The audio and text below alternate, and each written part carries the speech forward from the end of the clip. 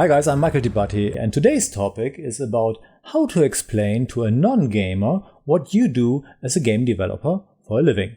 We all know these situations. We all know people who don't understand games or game development at all. Maybe we have a distant family member. Let's call him Uncle Bob or Uncle Gary or whatever. Sometimes it's a person we meet on a vacation while we are traveling. Obviously not right now during the lockdown. And often what we are saying is, I'm in software development because it's less embarrassing. Well, actually, it's not embarrassing to be a member of the games industry.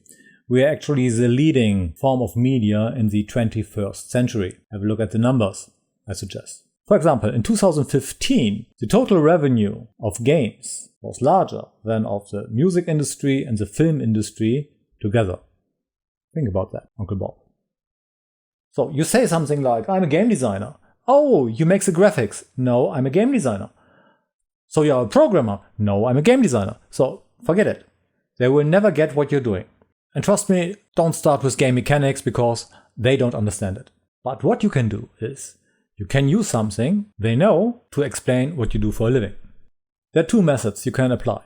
The first one is the movie-making analogy, because most people have an understanding what a director does or what a screenplay writer does. Or they have some fancy ideas about what a movie producer does. Use the cliches and stick with the cliches. It's easier, trust me.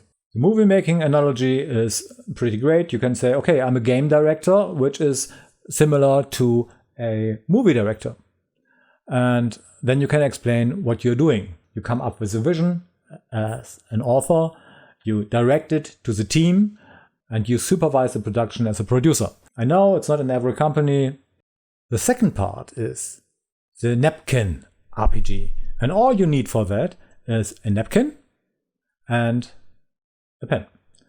And the Napkin-RPG method is one which is very, very good to explain what you do for a living. The Napkin-RPG is something you can do on your travels, for example. I tried this a few years ago on the journey. This is the original shot. And it worked marvelously. So guys, what I'm presenting to you now is for the occasional acquaintances who don't understand what you're doing. The aforementioned Uncle Bob or Uncle Gerhard, Uncle Gary or whatever they are called. Who don't appreciate what you're doing and they have no ideas. Maybe they have cliches from the 1980s about games. Okay.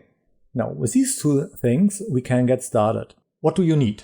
First of all, we don't need to explain game mechanics and all this stuff, because it's hard to explain for someone who's not playing. But what you can do is to talk about things they know. You need cliches. You need a tale everyone knows. And everyone knows Robin Hood. Everyone knows fairy tales and everyone knows about knights and princesses and raiders. And here we have our ingredients. We have a knight, which will be the player character. We have the raiders, our opponents, and we have the princess. The princess has been abducted by the raiders, and you are a knight. Oh, cool. Now we can rescue the princess. Stick to the cliché, because Uncle Bob understands the cliché. Now we need our player character, the knight.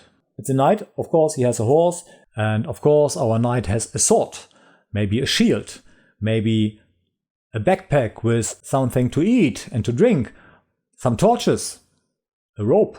Now we have our player character. This knight has a strength and he has dexterity. And now we need our environment because we are creating worlds. And now we are playing a tiny RPG. Let's start in a village. There's a nice village. And we have our main road, there are some hamlets, some fields around it. There's the tavern. The tavern is a good place to start this adventure. And here our knight hears about the abducted princess. And he learns there's a cave in the mountains where the raiders dwell. Don't try anything fancy. Stick with the cliché, because they understand it. And maybe you are doing it after dinner, so keep it short. Now he has to travel from the village to the mountains. Let's say through a dark and gloomy forest. Can add some wolves for the atmosphere. I myself wouldn't kill them because they are shy animals. What you're doing now is the knight arrives in the mountains. It's a cave entrance. Now you describe the entrance of the cave. It's dark. And you can guide him to, oh, you have torches. Ask what do you do? Light up a torch. Okay, I'm going in. Now I can see something. You can work with sounds. Maybe he hears some rats, or maybe he hears some whispering because there are raiders hidden there. What do you do now? With these things, you can guide your player through the dungeon. And then you put him in front of a gateway. Maybe it's going to the left and to the right. Well, what do you do? Where do you want to go? Work with these questions. And then you can add some raiders, you can add some chambers, maybe a secret passageway which leads into a cave where the princess is locked up in a cage. There are the raiders, and there's the raider boss, and you have to fight the raiders, hence the sword. And our knight defeats the raiders. You can explain what you're doing with some dice, for example. Or you can just make it up. You free the princess, happy ending, and then they understand what a game is. And now, hopefully, they have more appreciation for what you're doing for a living.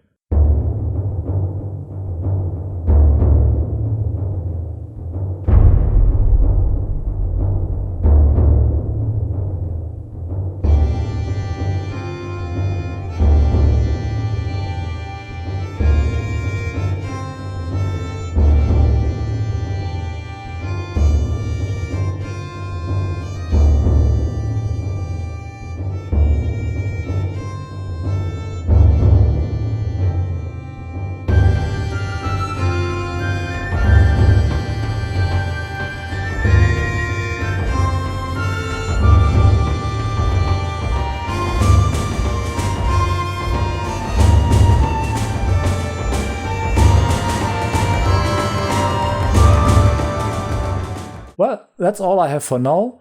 If you like what I'm doing, I appreciate a thumbs up, and please follow my channel. Michael out. Stay safe.